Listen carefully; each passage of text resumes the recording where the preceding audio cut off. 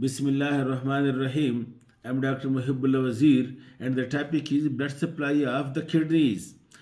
The blood supply of the kidney is from renal arteries, right and left, originate from the abdominal aorta. Because the aorta is more on the left of the midline, that's why the right renal artery is longer than the left.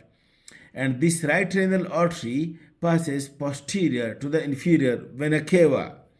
The left renal artery is slightly at a higher level than the right renal artery.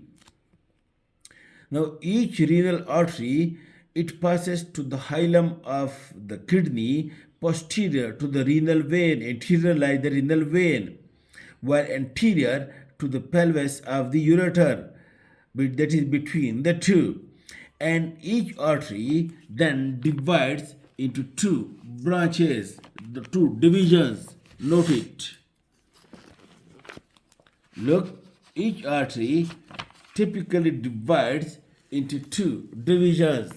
Look, this posterior division that passes to the posterior surface and to the posterior segment of the kidney, while the anterior division divides into four branches that passes to the upper segment, then to the apical segment, and then to the middle segment, and then to the lower segment.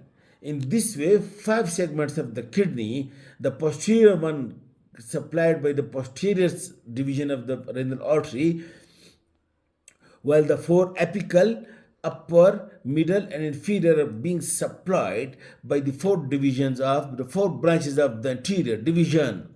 And then each segment is being supplied by its own segmental artery with no collateral circulation or no collateral anastomosis between the arteries. And you can see these are the segments of the kidney.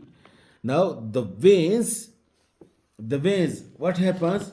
The veins inside the kidney typically, look, the veins inside the kidney typically unite with one another to form four or five veins in the renal pelvis, which ultimately unite with one another in the renal pelvis to form a single vein, renal vein, which lies anterior to the renal artery.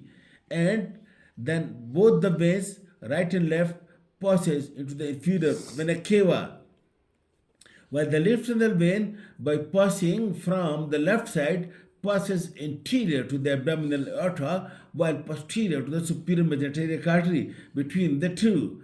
That's why aneurysm of any of these arteries may compress this left renal vein.